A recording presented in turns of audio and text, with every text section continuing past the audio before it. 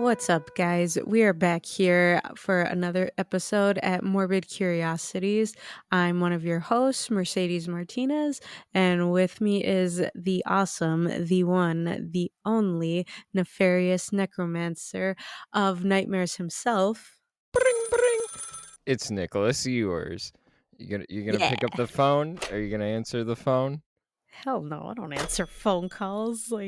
This is why I would survive Scream but die in this universe because I don't answer phone calls unless someone warns me and asks like, "Hey, can I call you?" or say, "Hey, I need to talk to you about something."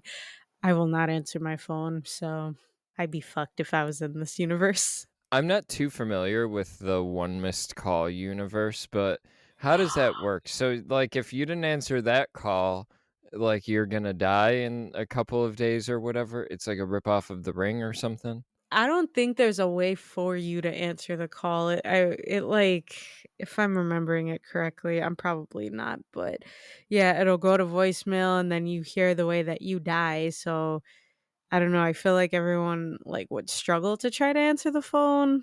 Now I gotta watch that again. The original, not the US version, because that one blew. I've only seen the American version, never the original. You've seen both of them? Yeah, the original is so much better, so much more creepy. This one sucked so bad. So yeah, I highly recommend the original for you. I just remember how bad the poster was. It's like a face, and I think are the eyes like mouths that are screaming or something, and Yeah. the face is like on the phone or whatever. Yeah. Yeah, that's I would just avoid watching or looking at that poster because that just reminds me of my phobia that we do not have to go Oh, into again. So, mm. yeah. Yeah. Yeah, good point. We can get off of it. Bad movie, don't watch it. We may never talk about the remake on the podcast. Yeah, exactly. Thank you. I mean, today we're going to talk about a much better phone movie. I can only assume. I haven't seen the remake in a very long time, and I'm not throwing any shade at the original because I've never seen it. Today, I mean, you heard it at the end of last week's episode. You heard me do it in my intro. We're talking about phone based movies. That this is going to be an all phones episode of the podcast. If we go off topic, we get a small electrocution. We both have collars on right now. You can't see, but you're just going to have to believe us. Damn. And whenever we go off topic, you're just going to have to believe that we get a small electrocution. But we're talking about The Black Phone, the 2022 release. We had a big debate on this before we started recording because I was reading the Letterbox release date and they go by the premiere for some reason. But this is our return to director Scott Derrickson, writer C. Robert Cargill, and beloved actor Ethan Hawke. I think he's one of your favorite actors, right, Mercedes? No, he is a good actor. I do like him a lot. He's the one that does the "Oh Captain, My Captain" thing, right? Yeah, Dead Yeah. Poet Society. Yeah, he was a baby in there. But anyway, yeah, I he was a douchebag and sinister, and in here, obviously, he is no better. So yeah, he great performance in here, though. I will not stop praising this man in here. I mean, we'll get into if the grabber's a bad guy or not, let's Oh my not get god. ahead of ourselves. We haven't cracked the case yet on this grabber guy. We haven't even announced a spoiler warning yet for the people. I But know. I'm jumping the gun. My bad. uh, Again. yeah, I mean, if you haven't seen the poster or a trailer, if you've somehow not managed to see the trailer for Black Phone 2, even because that plays before goddamn every movie, I swear to God. But Ethan Hawke is, a demon mask wearing dude Mhm. in these movies. But I guess let's say spoilers ahead for the Black Phone. We both have a lot to say. Mercedes, do you want to give your thoughts on the Black Phone first? Your relationship to this movie? I watched it not too long after it came out where you can order it online because VOD. VOD, yeah. I just didn't think I was going to like it too much, but I wanted to at least own some version of it, so yeah, I ordered it. And when I watched it, I was not expecting what I got. Yeah, I didn't even rewatch the trailer for this, but obviously I knew what was going on or like version of the plot before actually watching it, and it just like left me pretty disturbed. And I was thinking, I really regret buying this because I don't think I could watch it again. So I was a little nervous putting it on for the podcast. I watched it yesterday, rewatched it today, and my god, I was just like, I remember how dark this movie is, and it's even darker watching it this time around because I'm able to, like, pick up on more details and just see how the relationship between this film and Sinister is, and even some of the casts, that were in what is it, Sinister, and, here you have Ethan Hawke, and you even have James Ransone in here.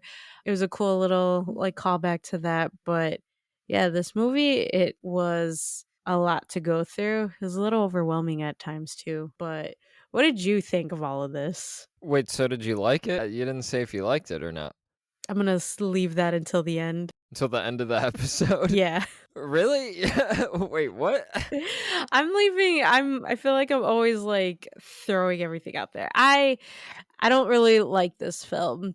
Like, it's directed very well, but I don't like it just because of how uneasy it leaves me in the end. That's totally understandable. This is a not the easiest watch. It's not a feel-good movie. It's not mean in the way that Smile is, and it's not what you would say, like, depraved in the way that a Terrifier is, but it's still about very dark subject matter, and it's totally understandable if it's something that would make anybody uncomfortable. So I guess maybe even, like, trigger warning, there's, like, for anybody listening, there's a lot of bad stuff that happens with kids in this movie, and a lot of implied bad stuff. Going over some of it, obviously, there's child abduction going on in here, but you kind of see some, well, you do see bullying in here, but you also see a little bit of child abuse. You see alcoholism, you see broken families, you see it's not really like a coming of age film, but you see kids trying like the two leads in here, Finney and Gwen. You see them like more so leaning on each other in their broken family. Actually, you saying it's not a coming of age story, Scott Derrickson would disagree with that. In the making of, he viewed it, and I like quoted him, he views it as, quote, a true coming of age story, I put especially it because you no. heard the same quote. Like, I heard that, and I did kind of see it that way, but at the same time, I'm like, "Is it really a coming of age film?" He's Because framing it that way because of the ending. yeah, the ending, that's the only way I would agree with it, but just think, like, the entire movie itself, I just wouldn't view it as that just because, like, unfortunately, all these other kids did die.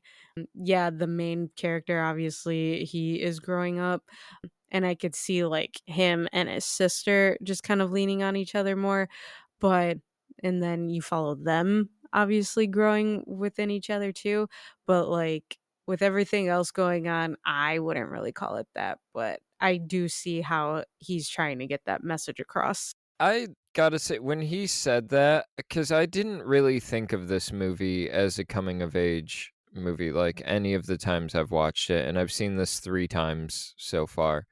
When he said that, I was, like, wrestling with it a little bit, and I maybe over time, I'll start to see what he sees, but I don't fully see it as a coming of age story. That would almost be like, to me, saying that the movie Room is a coming of age story, which, I mean, maybe you could frame it that way, but it just doesn't strike me as one. My relationship with this movie, I had seen it in theaters when it had first come out. I wasn't that excited for it. The trailer really didn't do anything for me. I thought the Ethan Hawke mask looked pretty goofy, and his voice didn't really do much for me. I didn't find him too imposing, so it was a movie I was just going to see just to see it. And you and I hadn't really talked about this just because I didn't want to put a sour mood on anything because you actually wanted to cover Black Phone too. So that's why we're doing these two movies. So I didn't want to be like, I didn't really like Black Phone when I saw it in theaters. It didn't really work for me. There's a supernatural element, and we're in full spoiler mode. There's a supernatural element. It's this phone that these kids that were killed by Ethan Hawke's character, the grabber, these kids are calling our main character on Finney throughout the movie. And that's a framing device where if you aren't buying into it, you're just not gonna enjoy the movie or really believe what's happening. And that was my initial watch. And I walked out of Black Phone not really caring for it that much. Now, skip ahead 3 years or so, and we're covering it for the podcast. I threw it on. I was like, "Okay, I don't know if I'm really gonna dig this thing," and I really ended up falling in love with this movie. It, like, was a complete turnaround for me. Trust me, it's not an enjoyable watch. I found it very harrowing, but I didn't remember anything that happened in the movie. So rewatching it, it was basically a fresh experience. I just remembered the premise and a few key details, but it like really worked for me. Maybe it's because things with kids nowadays affect me. Like I feel like more and more things with children in peril are a bit harder to watch. This not only works on an incredible horror thriller level for me, like, there were moments where I was on the edge of my seat, just sitting there rooting for this character, being like, get out, come on, succeed." It's this beautiful story between this brother and sister dealing with this piece of shit father that they're stuck with, and their relationship and their bond getting them through all of these tough times. And yeah, a lot of those scenes are pretty difficult to watch too with the father. Those are honestly the hardest parts of the movie for me to watch. But I just found this movie to be so masterfully done, taking elements from Joe Hill's The Black Phone book, Joe Hill, Stephen King's son, also, and combining it with his own personal history with an alcoholic father. I'm talking about Scott Derrickson.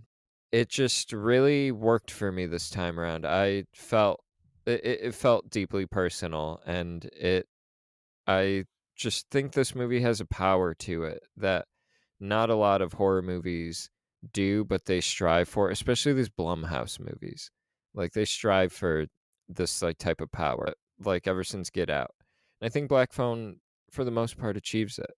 But we'll get into the details in a second. To me, the one of the best things about this film is the relationship you see between Finney, who's played by Thames, and then Gwen, his sister, who's played by Madeline McGraw. I love them, and I can't stress enough on when I see either a sibling relationship or a relationship in general in films with a lot of chemistry between them. They don't seem like they're just forced to be brother and sister. You really feel the, connection they have with each other. You see how, just in the beginning, there's this whole baseball game where Finney is the pitcher and Gwen, she's just like on the benches. She's like rooting for him with her little bag of popcorn. I thought that was such a cute scene to open up to. And just throughout the film, you see them talking. They're not picking on each other. Like, if they do, it's just like all light teasing. But later on, you do see, there are times when the dad, he's, again, trigger warning. Um, really beating the shit out of Gwen with a belt. And I know parents did use belts on their kids a lot, but like in this film, it's just so hard to see. And what's cool about it is I believe that the actress who played Gwen, Madeline, she improvised that part where she's like crying, where the dad, he's pretty much beating her up because he doesn't want her talking like how the mom talked, saying like, "Oh yeah, I'm having visions in my dreams." And he's like threatening to hit her again. He's just saying, like, tell me like your dreams are just dreams, or however he worded it. So she's like repeating, my dreams are just dreams, and she's bawling her eyes out. But the last time she repeats it, you could see her just like kind of spitting venom at him. My dreams are just dreams. Like, she's angry at that point, and it took all of them by surprise because no one directed her to do that. This was just her like taking in that part and absorbing it all in, and she just does such a great job with it. So that part really got to me. Like you said, it's kind of difficult to watch movies where kids are being subjected to violence, and obviously Finn does get abducted by the grabber along with other boys in this film, and he was even, dealing with bullies at school. So, you're just seeing like Gwen getting abused by her dad, and then you see Finn getting the shit kicked out of him by these bullies. Like, it's fucking hard to watch, but you see them like leaning on each other in those moments. Like, Gwen like looks to Finn for comfort after that issue or that whole scene with her dad. And when Finn is getting bullied after, the kid Robin, who was essentially protecting him, isn't around anymore because he was also a victim who was abducted, and these kids are beating him up. Gwen does try to come to his rescue, and she fucking like beats one of the kids with like a Yeah. rock, and then Comes in and calls him a cocksucker. I was yeah, like, and I "Oh, was what a like, line to throw out." That's what I throw out when I'm driving.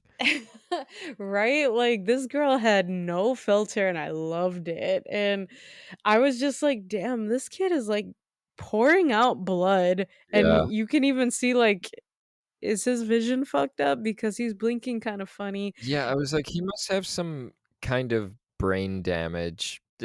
It was kind of hard to watch, like, that seemed like a tough hit. Madeline's a tough cookie. She also calls someone a fart knocker earlier too. We can't let that go unnoticed. Yeah, yeah, I was gonna bring that up too. Like, she's not one to be shy or just let people kind of walk all over her, like with that scene with her dad. But yeah, there's a scene in the beginning where she's called to the principal's office, and you got these two detectives questioning her, which I don't fucking buy because, they're questioning a minor without a parent present. I don't know if it was different back in the day, but yeah, and it's funny because they're trying to figure out like, okay, well, you told so and so about, this happening and these balloons being on scene with the most recent abduction, but we didn't let that be known to anyone. So how do you know that? And she's trying to say like, "Yeah, these are part of my dreams," but then she's kinda getting annoyed like, "Yeah, because I'm the grabber," and I don't know what she said word for word, but she starts going off on them, and yeah, I was just like, "Damn, what a way to stand up for yourself." Yeah, she talks about this kid Vance and how he was a big kid. He could beat up both of the cops. They keep really setting up this Vance character who comes into play later. Yeah, that Gwen scene when she's arguing with her dad, she's crying, she picks up the alcohol and is like, "I'll drop it." She does really well. That scene went on a little too long for me. That's what made it hard to watch. I was like, "Come on, give us, like, a breath," and maybe that was the director's intention, but I felt like they coulda pulled back a little bit, and that scene would have been a bit more tolerable to get through. 'cause it does feel like something you have to get through. It's a deeply unpleasant scene. The dad's holding a belt. The dad played by Jeremy Davies, he played Dickie in Justified. Right when I saw him, I was like, "Dickie is no good," and here he is. This guy's even worse than Dickie. Dickie Bennett, I think is his name, but you, like, brought up a lot of stuff that made me think about something I'd wanted to talk about. This movie has so much Stephen King DNA in it. I know I had mentioned Joe Hill as Stephen King's son, and you just feel it. It's did Stephen King and his son both grow up with the same set of bullies? There's very similar Right? bullies. Yeah, these bullies could be the bullies from It, basically, or a bunch of other Stephen King things. They're like male versions of the bullies from Carrie or something. But not only the bullies, the abusive alcoholic father feels very Stephen King. It reminds me of The Shining, if we're going into Stanley Kubrick's Jack Nicholson's character, basically alcoholic, abusive father throughout the whole thing. And then the element of the supernatural being in this otherwise totally grounded world. That you could say that Finney and Gwen have The Shining, basically. I don't know if you were thinking that at all while watching, that this could be in the Shining Doctor Sleep universe? Yeah, just because you see they have some type of abilities that were probably inherited from their mother. You know, Gwen, she's able to see visions in her sleep. And They're kinda like premonitions, just coming yeah, off of the Final Destination maybe not premonitions, actually, because that premonitions, you're seeing something that's coming later.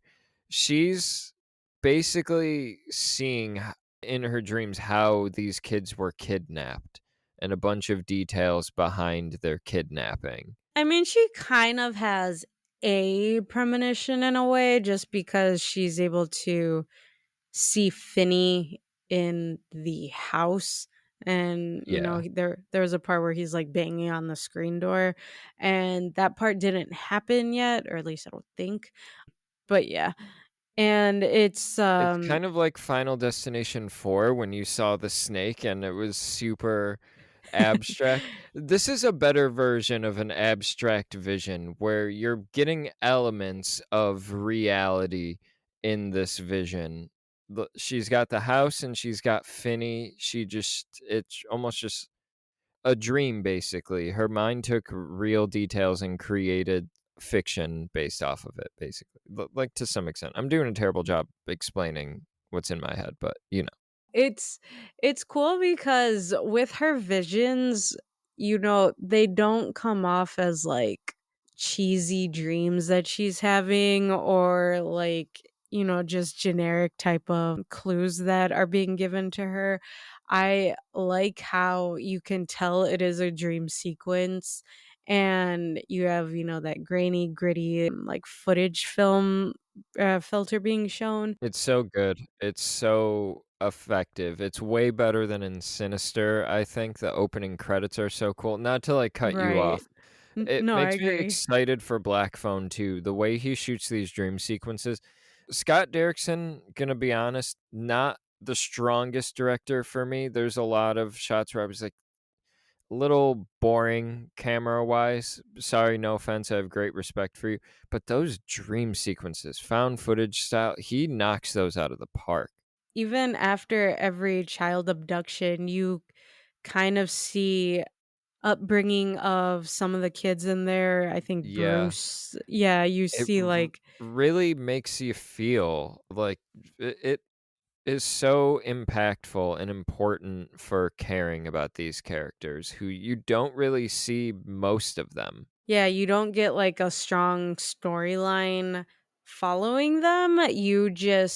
It's all like word of mouth, and then seeing like their missing child photo everywhere, and just the rumors you hear, like if they were a bully, if they were someone who wasn't the greatest person, or they were a shy person, like you get a little bit more of that when they talk about their character more and you see how they were abducted by the grabber, and it just like makes this film that much more uneasy to watch because again, you know the shit that's going on and you know like all these children ended up getting killed by Ethan Hawke's character, but when you see those little clips of it prior to that, it makes it hurt a lot more. It's so unsettling to watch. Man, and not to go back to the opening credits, but it really does set the tone real well. That's what bought me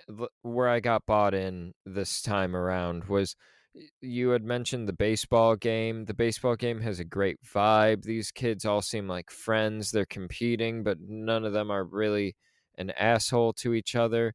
You got some great rock music from the time period playing while this character Bruce, who Finney has a connection with, is he's riding his bike while it's cut with scenes of Finney shooting a rocket up in the air. And the only reason I could think about for that scene was just to show like, okay, this guy, he has a bit of an engineering side to him. So at the end when he makes this rig, it would be a bit more believable. That's just kind of was my takeaway. But then Bruce, as he's riding his bike, this black van turns the corner and it fades into the credits, and like you had mentioned, it's all found footage and it's all stuff out of context, just shots of, like, kids. There's one of, like, a scraped ankle, missing posters. It reminds me of almost I think it's, like, 28 Days Later, I wanna say, has some, like, pretty obscure opening credits. I could be wrong. The credits really set the mood so well for this thing. They do, and thank you for bringing that up because, yeah, I noticed majority of the credits, instead of it being, just, like, random background images or just images of the missing children, you do see, like you said, a scraped ankle, like, someone's knee is bleeding, and you see, like, a Band-Aid, or bandages open, and it's like, "Alright, well, I guess that's foreshadowing a lot of the bullying that's gonna take place," but then you start to see all the missing child photos everywhere, and it's like, "Alright, that shows that aspect of it." So, you do see the 2 different storylines of bullying and then the missing children come together in the credits, and it's just so beautifully done. Yeah, it definitely does set the scene for this film. Hell yeah. So, let's dive into the meat and bones of this thing. Let's bring, bring. Oh, wait, hold on. Hello? Oh, it's the plot of the black phone calling. I love it. You're the theatrical guy here. I love it so much. Yeah, just gotta lighten this up somehow, talking about Seriously. kids getting abducted this whole time. Mhm. Yeah, can't torture the audience. But so, I mean, we've set the stage really well for this movie, I think. Mercedes, you did a fantastic job, especially breaking down Gwen's character. She's kind of the linchpin of this whole thing, I'd say. But basically, like, right after the opening credits, you get a lot of good Gwen and Finn. They're talking about the grabber, though, not saying his name. If you say his name, he'll come and get you. I don't know if Finney ever says his name. I didn't pay enough attention to check that, but I don't think he says it, so his logic didn't check. He still gets grabbed later. There's a lot of table setting in this beginning. You see he's got bullies. There are people that are after him for whatever fucking reason. Finney doesn't seem like that bad of a kid. He seems pretty chill. And it also sets up his friend Robin, who I've met kids with the personality of Robin, and those like, I'm a tough kid and you stick with me, other kids won't fuck with you. They've never been as small as him. They've always been massive people. But I mean, I liked Robin. I felt great that Finney had a friend protecting him, and it wasn't similar to a Stephen King where it is just relentless bullying and this kid has no friend and it's hard for him to connect. The bullying does get taken to extremes, but this kid has Finney has relationships. He has people there for him, and the bullying isn't his own world, or the bullying isn't his whole world. But so basically, all of that gets set up. The grabber is in the neighborhood, and then Finney encounters this. And if I'm skipping over anything or missing anything, let me know. Finney encounters this black van similar to the one that Bruce had encountered. Bruce is also missing, by the way. I forgot to mention that. But this guy, creepy guy with white paint on his face, looks like a wannabe magician played by Ethan Hawke, comes stumbling out and tricks Finney into getting close to his car. Finney notices the black balloons. And then it's kind of, I don't want to say masterful because it's gross, but the black balloons were a clever cover up, I think, from a writing perspective. Maybe it's in the Black Phone book, but it looks like he's just wrestling balloons into the back of the van. It doesn't look like he's getting a kid back there. But I mean, what did you think of this abduction sequence? So that was something I wanted to ask because I didn't understand what the reason was to include all the black balloons. I was just like, is this guy literally giving himself away? Like, all right, I took another kid. Here's my Yeah. signature thing. Was that it? Or was that to cover, his action in that uh, point? I don't know why he lets them fly away because it would almost feel like sending out his own bat signal. Just, Yeah, hey, exactly. I just did something. Maybe that's just a cool visual thing and no one really thought about it that hard. Maybe he does want to leave a signature. A lot of these sickos do want some kind of attention and spotlight put on them. So that might be his form, his calling card. But the purpose of the balloons seemed for it to be a cover up, so it would look like he's wrestling balloons into the back of this van, balloons that are about to blow away or something. But it seemed like it would be smarter to just leave balloons in the back of the van. Maybe keeping them is a risk in and of itself because the police now know about the balloons, but that's what the purpose seemed to be. But yeah, the whole setup of how he abducts children, I thought it was strange because only because, okay, you have this town where these children are all going missing. Okay, after the first one, you would think, with all of the news and missing photos that are up everywhere and everyone knows about it, you would think the parents would be like, hey, I'm gonna go pick up my kid from school, or there would be like a citywide alert, like make sure all children are attended to, like no child should be walking alone on these streets, like after school, after hours, like a curfew put in place, something. But no, all of these kids, they are still walking around while multiple children have been abducted already and they haven't found them yet. So it's like clearly not safe. And then just, it's like, okay, no one knew that this big ass black van was like a big indicator that, something was wrong, or no one saw this big black van like just kind of roaming the streets where children were at. Like no one paid attention to that.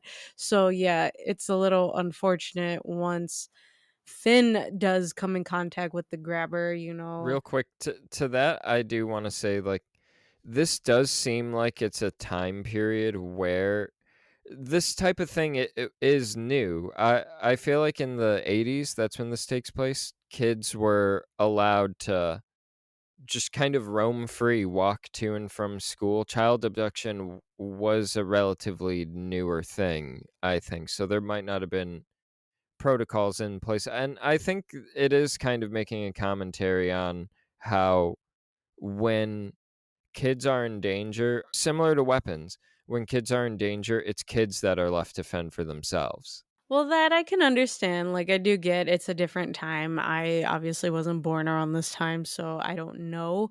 But I would think, like, most parents would be like, "Yo, if there's someone out there, like, kidnapping children, I'm not gonna let my kid out of my sight." I know these 2 had a very, like, dismissive alcoholic father, so I can understand why their situation was the way it was, but, like, even with Gwen walking to her friend's house to spend the night, like, why wouldn't she walk with the girl from school? I'm pretty sure they go to the same school, but at the same time too, she wasn't in danger because it seemed like the grabber was only grabbing boys, but yeah, just the fact that Finn himself, he is clearly nervous about the grabber that he doesn't even say his name.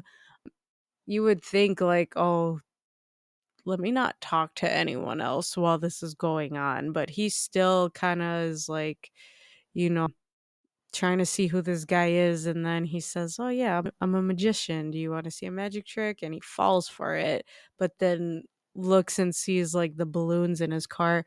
Why would you get that close to the vehicle? And just for this guy to be like, "Yep," and fucking grabs him. Oh my god, that was so hard to watch. I hate that whole scene. So yeah, a good way to set it up, but so fucking difficult to watch. So yeah, executed very well. I'd say, like, all of that is because he like, him getting caught so easily or falling for it, I would sum up to him being a kid in a time where especially, like, having a parent who isn't telling you, "Don't talk to strangers, don't take candy from strangers." That feels like a very '90s saying, and, yeah, the grabber is out there, but that interaction was pretty quick. He got him pretty quick, and this guy does catch your attention. He didn't fully warm up to the guy. He seemed apprehensive towards him at first, but I think a lot of people end up getting caught up in some shit because they're being too nice. They don't know how to back away a little too sooner, especially as a kid. There being like weird power dynamics between children and adults. Uh, like Finney's also someone who doesn't really stand up for himself that much. He can't stand up to kids his own age. Maybe he's not going to hop into fight or flight mode immediately when confronted with a strange adult. Maybe he does just freeze. Yeah, I guess I see your point. It still pissed me off though. I It's get like, it. dude, you know like balloons are being like left cuz I'm sure your sister told you like, balloons are being like released at the scene of the crime and you clearly could pick up like the shape of the balloons in the window like before like putting your head all next to it, your face all into it. You would think like, "Oh shit, there are balloons there. Let me try to back up or say something." He probably wouldn't have made it, but I don't know. We just won't ever know. We just know that this kid gets grabbed by the grabber. The move of getting abducted in daylight too is a pretty terrifying notion. I do think it kind of speaks to this suburban suburban neighborhoods you feel protected in, you feel secure. We've talked about people who leave their front door unlocked. This is a neighborhood full of front doors unlocked. I would believe it. These are all people not paying attention, even though there's stuff on the news telling you to. I mean, there's a point where Finney is in the streets yelling, "The grabbers after me," or something, and people turn on their lights. Nobody steps outside. It's irresponsible.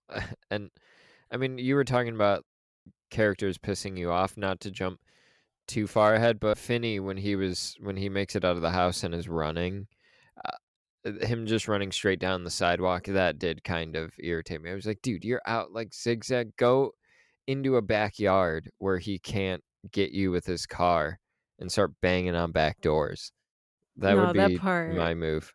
yeah, that part really did piss me off because if you watch that whole part, like we'll jump back to scenes that we want to. I do want to just like call attention to this. So this scene Finney does after he's abducted, he's been in a basement and he's been receiving phone calls from all the dead children who are kinda, like, giving him little clues as to who they are and how he can escape, and he makes his way to get out of the front door, like, making it past the grabber who was sitting very creepy like.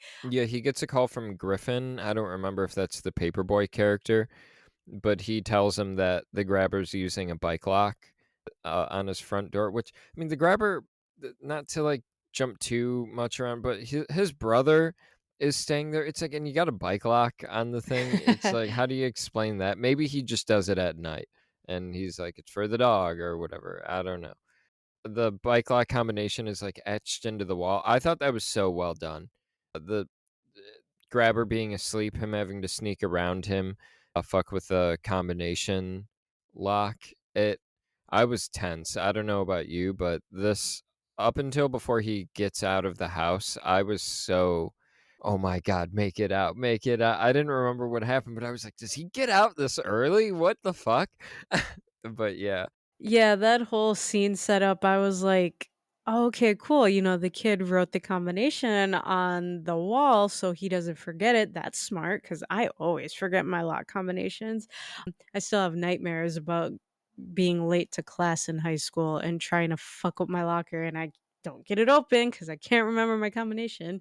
But yeah, that whole detail where he's like, I just don't remember if the locker combo is this or this sequence. You have to try them all. So it's like, fuck. Not only are lockers like finicky at certain points, but now you have to really fuck with it and be extra careful to make sure you're getting the right combination down. But yeah, him just like going past the grabber while he's sleeping and then once he's out, you're like, "Okay, the lock is gonna open and it's gonna wake up the grabber." No, it wakes up the fucking dog that ends up yeah. waking up the grabber. It's like, "Seriously? This dog can't notice, like, this other human being is upstairs now?" He wakes up at a fucking noise of a lock. Oh, I'm yeah, like, I bought that. I was like, "That's such a fucking dog thing," where it's like that one sound will set they know that means the door's about to open, that little True, click, and then it just true." sets them off, It's like my dog I check the mail, and, like, when I get home from work and when I close the mailbox, my dog goes wild because that's the sound that lets her know the mailman is there, and it's just that slight sound sets her off, so I bought that so hard. It was like, "Fuck this dog." You're right, because with my dog, she's a little douche, and she doesn't bark at people, like, she'll growl if she feels, like, threatened, obviously, but she doesn't bark unless she senses something, and I could be there were so many times I was just like, I'll chill just watching TV in the living room. She's sleeping, but then fucking starts barking at the back window, and I'm like, "What?" And I freak out because obviously she took me by surprise, and like now my fucking ass is over here paranoid as shit because I'm like, great, is there someone outside by this door? Now I have to look through the window and see if there's someone there. No one was, but it's like, what the fuck did you hear or see that something was there or something startled you and clearly woke your ass up? So, yeah, I guess I could buy that. But then he's out in the street and the grabber gets up immediately. I mean, this is pretty scary. Both of the scenes where the grabber is upstairs waiting for him are pretty scary. He's trying to play this game called like Naughty Boy, where he didn't say you can leave yet. He purposely leaves the door unlocked downstairs, expecting the kids to go up there and try to leave. And then he seems to beat them until they're unconscious with a belt, which is horrible. Just imagining it is awful, and hearing the kids describe it on the phone is just as awful. And he's expecting Finney to do this, but Finney isn't playing the game Naughty Boy. All of the kids have done it, and they've all basically it doing it makes the game progress forward. So, which ultimately leads to death. I know I did a terrible job of explaining that, but we'll move on. But he ends up, yeah, getting out the door, and him just like running down the sidewalk didn't fully work for me. I wish he did a little bit more. I wish that sequence lasted a little bit longer, and the grab, I wish it was scarier, and the grabber really had to come and find him. There was an opportunity, I think, to get a little bit more creative with that scene. I don't like how the kid is already out on the sidewalk and he's running. I understand he's a kid. He may not run too fast, but like he barely put any distance behind him. And it was literally such a short amount of time. But the grabber had enough time to wake up, get to his van, turn on the van, and get out of his driveway to follow this kid, corner him, and then grab him and abduct his ass again. And like, oh my God, like, even the fact that like he knocks the shit out of him to knock him out, it's like, damn, well, that kid deserved it at that point. No, he did not. But yeah, it's just like this poor kid, he made it out, but he wasn't quick enough because this fucker was able to grab him again and now he's back in the basement. And it's just like shit, with that whole concept of naughty boy, like damn, like he's playing this whole game.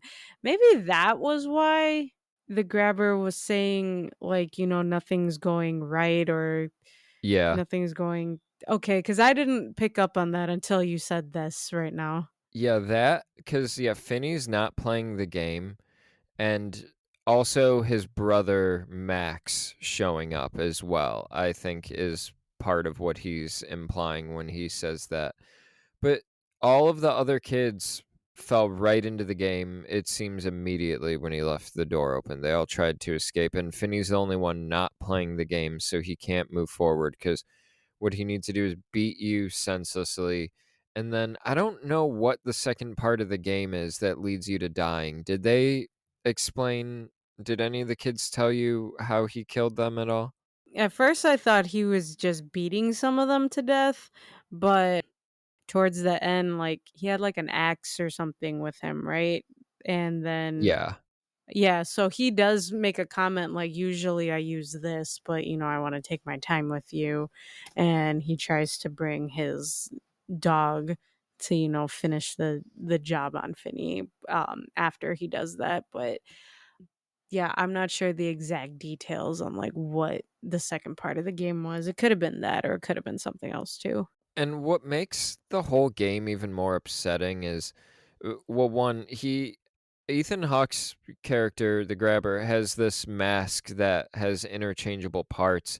We first see it, there's no facial expression. I was trying to wonder why, what that is. His intro is the only one without a facial expression. There's one part where he just has the lower half, and that's where it looks like he's kind of filled with shame almost. He looks very sad and vulnerable. It's odd. His behavior does change with the masks.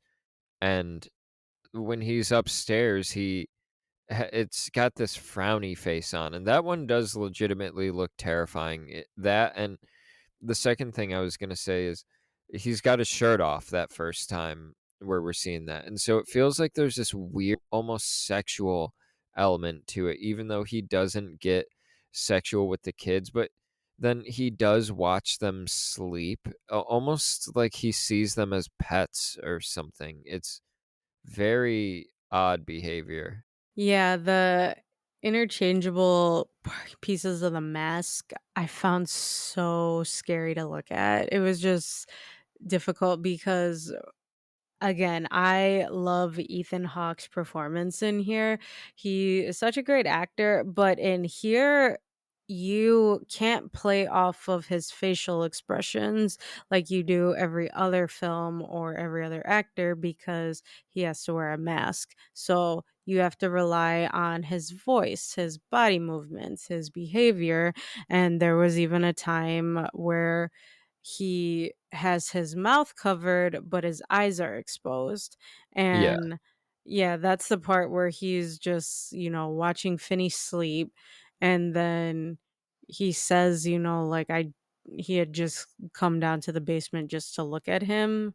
And like, his eyes there, like, he barely makes any movement to his facial expression there, but, his eyes, like, they almost look like he's teary-eyed, and I think he described playing this role as, like, a wounded animal, but, yeah, with each mask, like, how it was changed, I felt like the one where he had the frowny face, like, that was pretty terrifying, and you literally went off of, like, his eyes just opening up while Finn was trying to escape, well, did escape essentially, and it's like, fuck, that's hard to watch. And then the beginning part where he goes downstairs and, like, shows Finn the happy face of the mask, Finn does make a comment like, "Oh, I'll scratch your face," and people will ask why or something, and he was like, "This face?" And he kinda, like, puts his hands out, like, in a Joker type of, look. It's like, man, that subtle movement alone is just so frightening to watch. And even Ethan Hawke himself, he did state, like, he was hesitant on taking this role because if actors, take on a role of someone who's like an evil character or just like a horrendous type of character, audiences will kind of take that role and have that role follow that actor everywhere else that they play into, and he references, or what were you gonna say? I was gonna say, he doesn't have to worry about that. Ethan Hawke, what are you talking about? Like, people know you from the Before trilogy, and we've talked about Dead Poets Society. You were like in a Marvel series this same year, playing like an evil Egyptian god or whatever. It's like, chill out, Ethan Hawke. You're fine. Your daughter's in Stranger Things. Like, chill out. Wait, she is? Who is she? It's his daughter he is with Uma Thurman. She's works at like the ice cream shop or whatever. Oh, yeah, I forgot about that. Okay, okay. Yeah, that girl straight up looks like Uma Thurman. But yeah, he was referencing Jack Nicholson and how he was in The Shining, and he's like, everyone knows him from that movie, and I'm just thinking, I mainly think of Jack Nicholson from the Batman movie when he's the Joker. Like, Yeah, Jack Nicholson's a maniac in like most of the movies that he's in. right, He kind of exactly. seems like he might just be a maniac. He just has that face, like, all those facial features, Yeah. like, that is just him, that is his persona, like, Ethan Hawke didn't have to worry about that, but he said, I'm at an older age, so maybe it is time that I go into horror films." But, yeah, he just does, like, such an amazing job in this film, even though you hate his character and what he does, it's just you wanna know, like, what's gonna happen next, so you keep watching this film until the end. So, yeah, I love his performance in here. And I'm glad that they don't give you many details about the grabber. And I'm totally fine if Black Phone 2 gives you more details and they make it interesting. And as an audience, the movie makes you want the details and makes you care about getting the details. That would be cool. If they don't do that, that's also sweet. But I do greatly appreciate that he's such a mystery and the movie doesn't take time to explain, "Oh my god, he had an abusive father." I mean, he's got a brother who, I mean, seems okay. He's doing a bunch of drugs in the house. He seems like he's very of the time period, but his brother isn't abducting kids. His brother's actually into true crime, actually, kind of played by Deputy So and So from Sinister. Yeah, I like Deputy So and So when he was in Sinister, when he was in It. I didn't really like his character in here because he didn't Yeah, have he's the like worst part of the whole movie, I think. yeah, they didn't have to have him in here. Like they if they had the dad kind of like get his shit together and start being like just obsessed with like solving this case, I would have bought into that more than having this guy have a brother who's just like, a little druggy trying to solve the case here. It made no sense to have him in here. Maybe just to have like that little comedic relief that this guy typically plays, but it doesn't fit well in here. I really liked the idea of the brother when they introduced the brother. I thought that was so cool. I'm like, oh yeah, this guy's just a fucking loser with a brother. Everybody else has a brother too. This guy's just a fucking dude who puts on a mask, and it really kind of demystifies him a little bit and makes him come off a bit scummier and a bit more like a loser.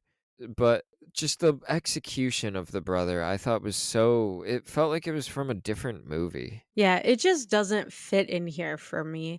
And like I was saying, just with the whole comedic relief that they tried to throw in here, there was a part where Finney gets a phone call and it's from Robin, and Robin was the one that he was cool with, the little tough kid. He's trying to warn him about like what's to come, and he's like, what did I tell you? And Finn just says, that I needed to see the Texas Chainsaw Massacre. That was a whole scene that they had talked about prior to Robin getting abducted. And that right there, that was a cute little laugh to have. And, I saw that as being very genuine because men, like, you guys typically aren't expected to show any type of emotion.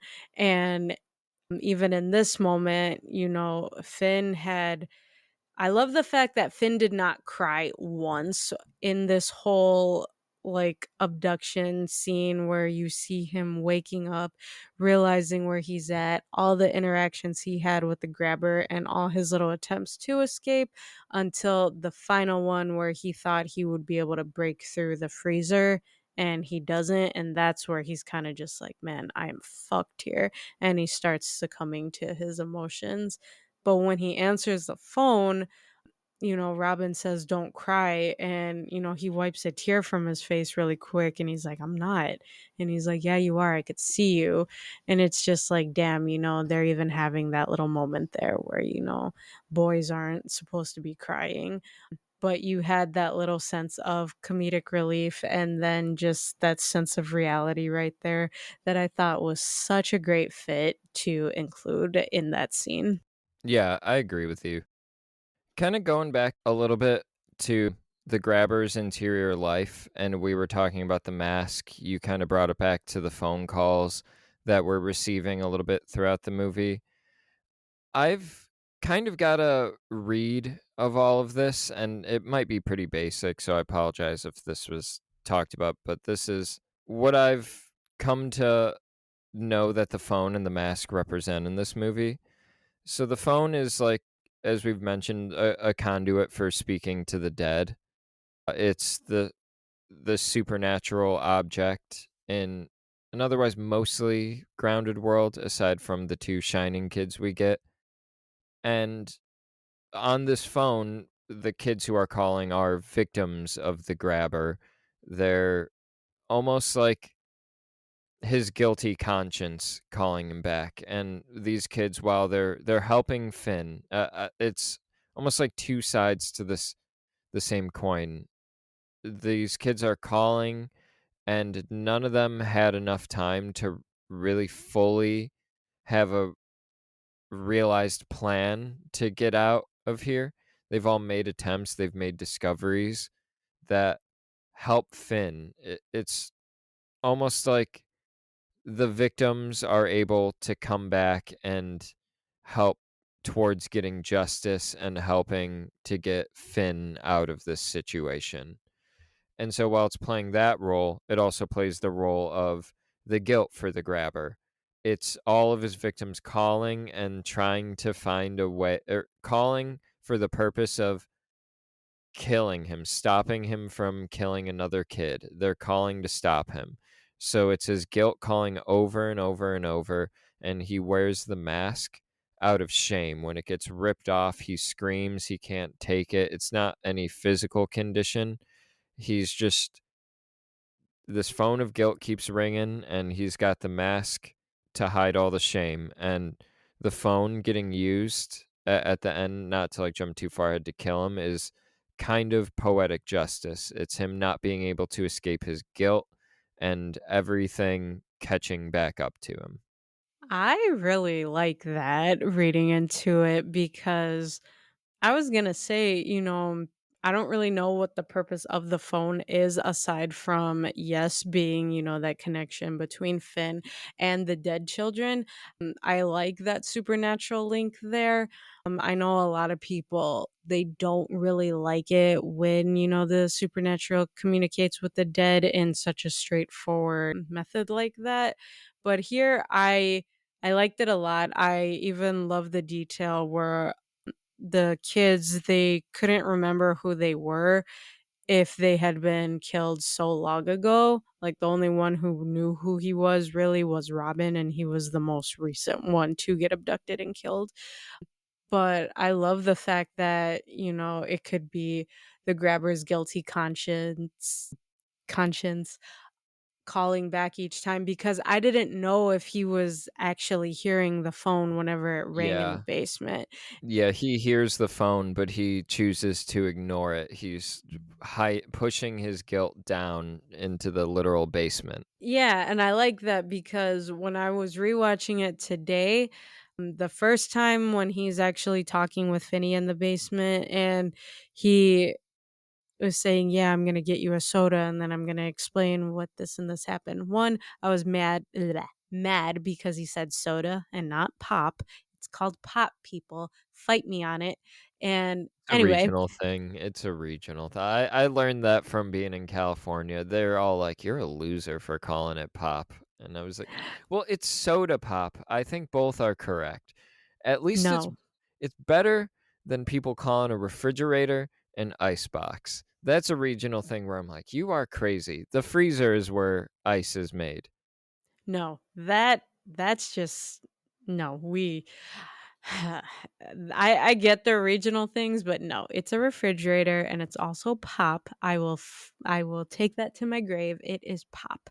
But yeah, that was one one thing I didn't like about it. But then yeah, he turns around and stops talking because he was like, "Oh, did you hear that? Like the phone's ringing." And I was like, "Wait, was there a phone ringing? Because his phone down here didn't ring, the one upstairs rang." And I'm like, "Wait, was there a phone that was actually ringing, or am I just, like, hallucinating that now?" So I literally rewinded that part.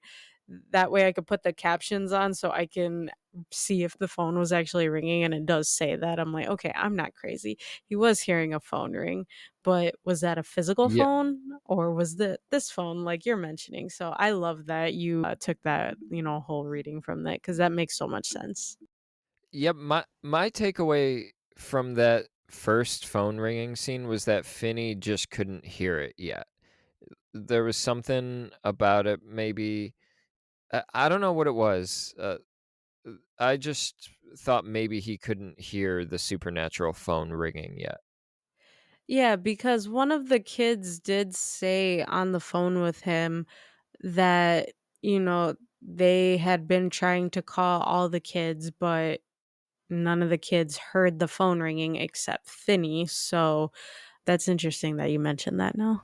I wonder if it's his bond with his supernatural sister somehow creating that link. Maybe Finney isn't supernatural in the way, because there is the point where Finney's on the phone with Vance and then later we cut to the Vance flashback, and the sister hops in, and she's there while Finney's on the phone, and I was thinking, maybe the sister's there for all of these phone calls. Maybe her dreams are the bridge to Finney receiving the phone calls, but I think that's unclear. Yeah, I like that little reading into that too because yeah, there was a part where throughout all of this, even when Robin was first abducted, Finney asks Gwen, can you try to have like a vision to see where he's at? And she tried explaining, it doesn't work like that, but Yeah. he's begging her to try anyway. This is some of my favorite stuff in the movie. Go on. Sorry. No, you're good. But same because she opens up her dollhouse and she has like a rosary, a Bible, and she's praying, trying to get some type of vision. And I love the way she prays because she's like, I know you know what I'm going to ask. I'm going to ask it anyway. Like she's a firm believer in God, in Jesus. And she just wants to try to figure out what's going on. And then she does have a bit of a slump. She doesn't know what's going on. She can't have any more visions at certain points. So maybe that was a little bit of Finney kind of absorbing that type of like gift that she had in those moments. But then she does end up like having more visions at the end.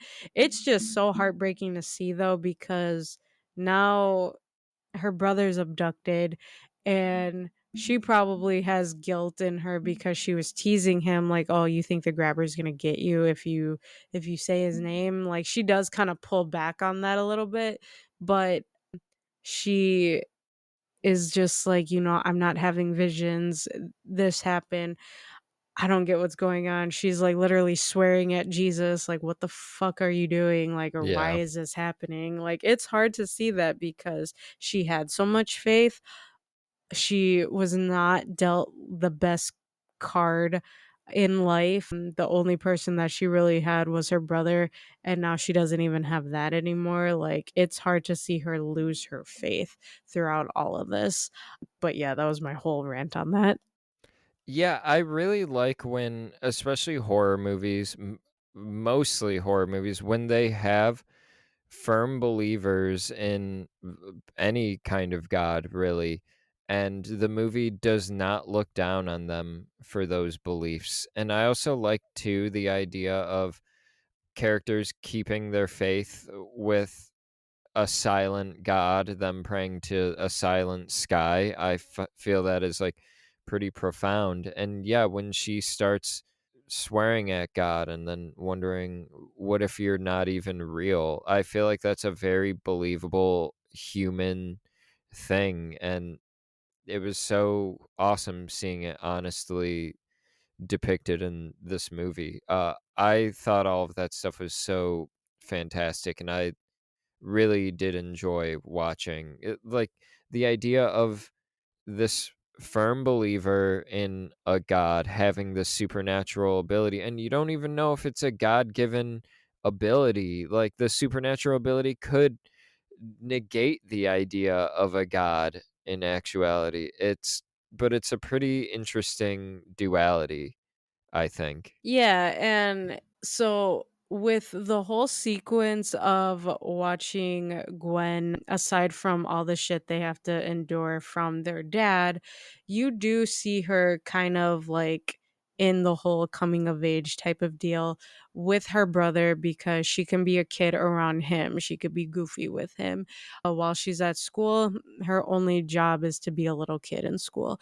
And then she even has the opportunity to go stay at a friend's house for the night on Fridays. So you get to see that, and you see her having a type of belief in the beginning, but then that slowly dwindles away because now she's just in this nightmare because her brother is gone.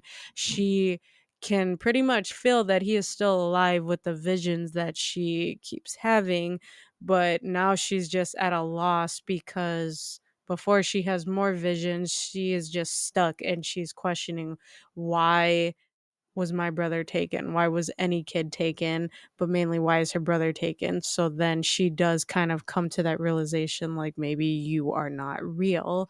And a lot of people do question their beliefs when they do lose somebody, whether they have been taken from them or unfortunately if they are killed.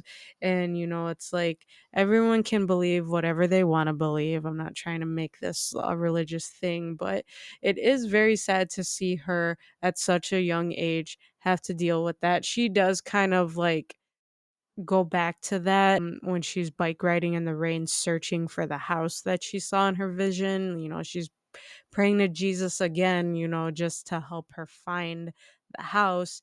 And, you see these kids, all the like ghosts of all the dead kids, they like appear in the street and that makes her like fall off her bike.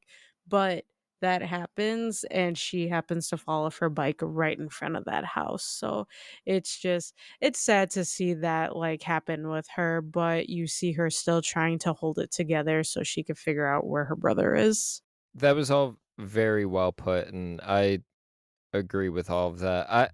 I do really like just seeing, because that's a very real feeling, wondering your prayers not being answered and wondering, are you even real? And it's especially to experience it at such a young age, this character having gone through so much in their life, it felt so true to me. And I felt like I saw a bit of myself in this character at that time.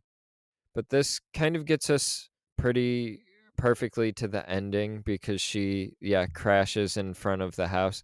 I really do like how the detective characters, it reminds me of what Longlegs did too. The detective characters kind of are like, all right, we have no leads. We'll kind of listen to the supernatural shit because they've got some stuff right. Like, we don't know what's up with this little girl, but she's got leads. She has information that nobody else does. And I really love that. And she takes them straight to a house where they find a bunch of graves for children, and there's one that is waiting for Finney, and he's downstairs in the basement. And at this point, he's basically taken everything he's learned from these kids. You mentioned he hit the dead end with the freezer. I was so sure that's how he was going to get out of there. It was such a crushing moment, and I felt like I wouldn't have given up as quickly as he did, but it was pretty hard to watch. But then I don't know if that's when yeah, you had said that's when Robin calls him, and he basically takes everything he's that these other kids have set up for him and pulls a Home Alone and sets a trap.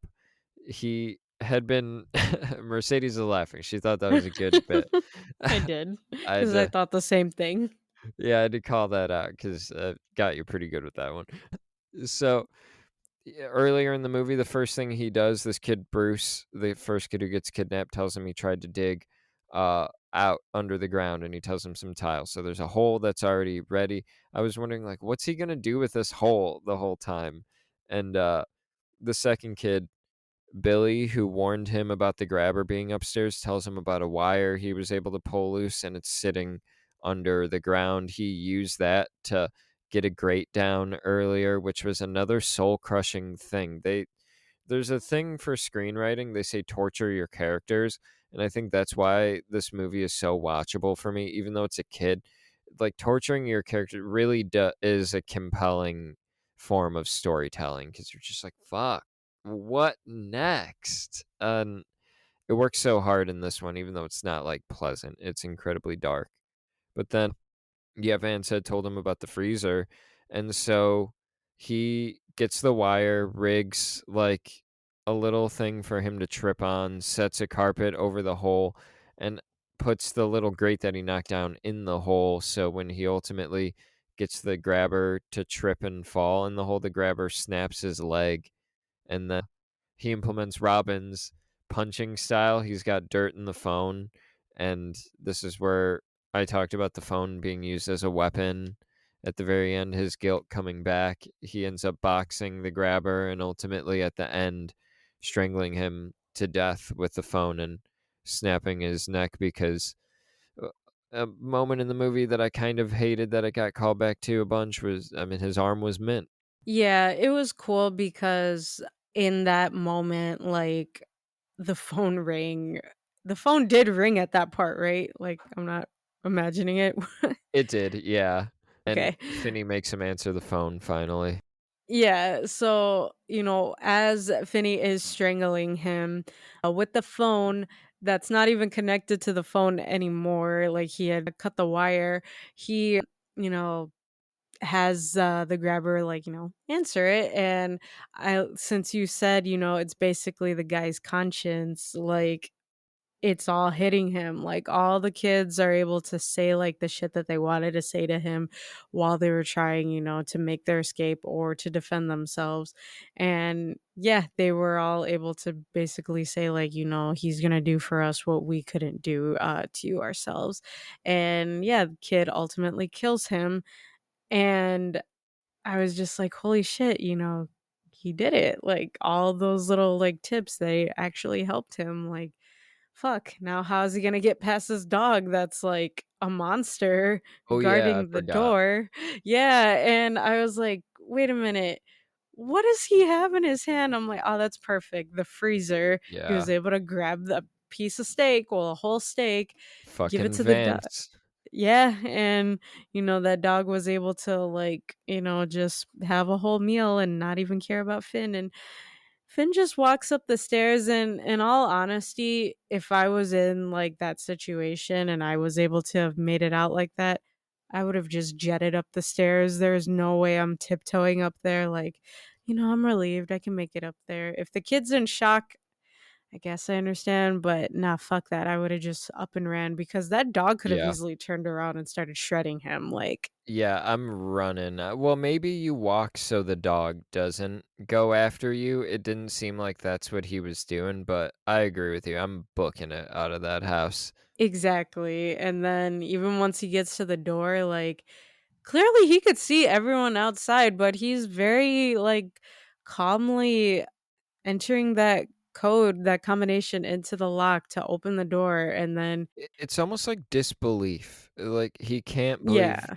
am I actually about to walk out of here? true. It did feel like a very earned moment and yeah, like he was in disbelief. Yeah, and since all of the cops are, at like occupied at the other house because they just found all the graves with the dead bodies of the missing children, Gwen was the only one to see Finn come out of the house on the opposite side of the street.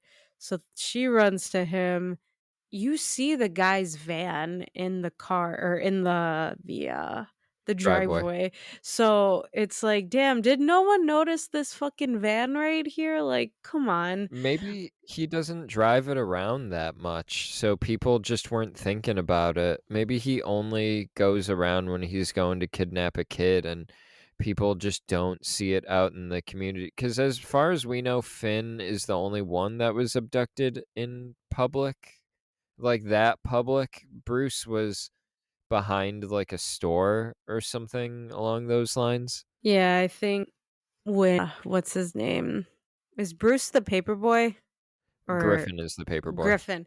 Yeah, because when he was abducted, like, obviously it's early ass in the morning, so no one was probably up. And yeah, okay, well, that makes sense too.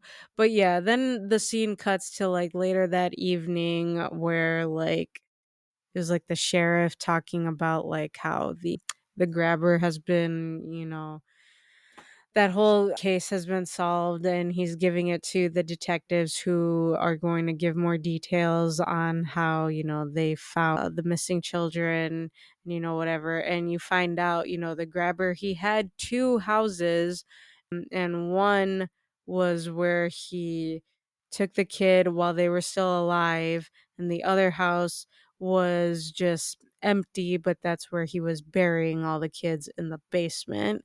And it's like, what the fuck did this guy do to acquire 2 houses? that were literally right across the street from each other, so that was, like, perfect for him in this whole situation.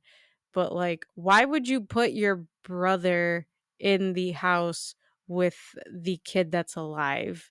Like, you clearly told him not to go in the basement. Okay, well, you coulda told him to live in the house that was had no one occupying it downstairs. I don't know, I'm probably overthinking that, but yeah. You gotta put him in the house that you're staying in so you can keep close eyes on your brother. True. His brother might not have known that house across the street was his. I did really like that reveal when Finney walks out. I was expecting it to just be in the middle of an empty street, but to for it to be right across the street, right under everybody's noses, it really I don't know the words to describe it, but it felt so like, of course it was. Of course it would be right across the street. But I love the scene of the sister running to him and giving him a hug. It was, a really nice moment. Yeah, I kinda got confused by that because when they walked into the house and there was nothing there, I'm like, "Well, then what the fuck did she just envision?" And then Yeah, when they're he like, "We're in comes the wrong house." Yeah, and then when he comes out of the opposite house, you're like, "What the fuck?" That is such a crazy twist just to have it, like have him so close and yet so far because, like, they almost were about to leave when it's like, "Damn, y'all didn't even do a thorough search of the house until the one cop, like, happened to see a door to the basement." It's like, "Well, yeah, look everywhere, like, what the fuck?" But, yeah, once, they show, like, Gwen running up to him, she hugs him. You see them, in a little ambulance, and they're just, like, all covered up, and their dad, their piece of shit dad, he comes and like he drops to his knees and he's happy that they're both alive. This is the first time he's seeing his son in however long, but like he's apologizing and begging for forgiveness, like even though he knows he doesn't deserve their forgiveness. And Mhm. it's just like, damn, imagine the pain that he's going through. Like his wife killed himself. Now he's an alcoholic. He knows he's a dick to his children. And one of them was almost killed after being abducted. And now it's just like, damn, he has so much grief that he has to live with now because of this. And yeah, the only thing he can do is apologize to his kids and hope that they can forgive him. But yeah, it was just like a very bittersweet moment after that because Finn, they show him going back to school. Everyone, of course, is fucking like chattering away with their little rumors or whatever. Like, oh, yeah, I thought he'd be bigger. Like, he was the one to kill the grabber. Yeah, okay. But some of them, they're like, they're on his side. He goes and, confidently sits next to the girl he likes in class. And she says, hi, Finny. And he's like, just call me Finn. And it's like that's where it ends. So I guess that too, I guess, is a little coming of age detail. But yeah, it's such a it's a good way to end this film because it's like at least the film is ending on somewhat of a happy note. It's still sad because all the other kids were killed, but at least this kid was able to make it out alive and he was able to kill the killer himself. Mhm. And it doesn't seem like he's too traumatized by it either. I'm excited to see if, Finney and this girl stay together, if this relationship is even a thing that happens. I feel like realistically, they maybe don't. I don't know. Who knows? I'll believe whatever they tell me if it's well written enough. And then the character that I'm low key one of the most excited to see in Black Phone 2 is the dad. I want to see what he makes of all of this, what he does with himself.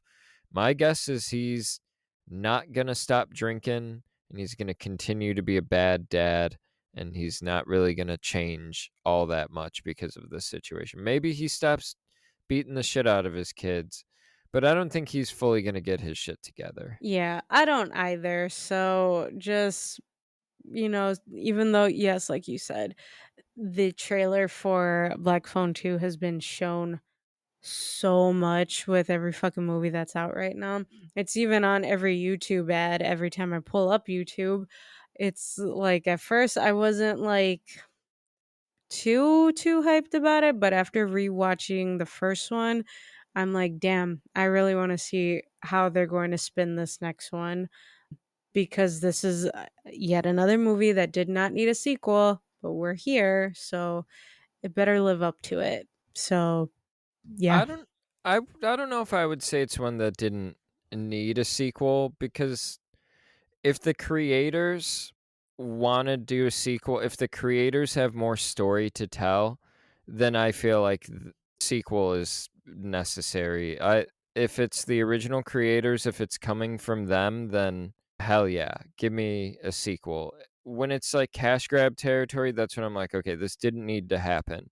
When it starts with a release date on the calendar and then you work backwards from there, that's when I'm kind of against it, but no, the return of the lead cast, the director, the writer, I'm so on board. These movies are why C. Robert Cargill and Scott Derrickson left the Doctor Strange franchise. So if they got more story to tell, then I would say it's necessary. Well, we will see once it comes out if it lives up to it and if there is a good enough story to tell. I have high hopes. I think that I'm getting real Nightmare on Elm Street vibes from this sequel. It seems like it's going to go full supernatural. I mean, the grabber's dead. He can't kidnap kids anymore. So, what can you do besides take it in a different direction?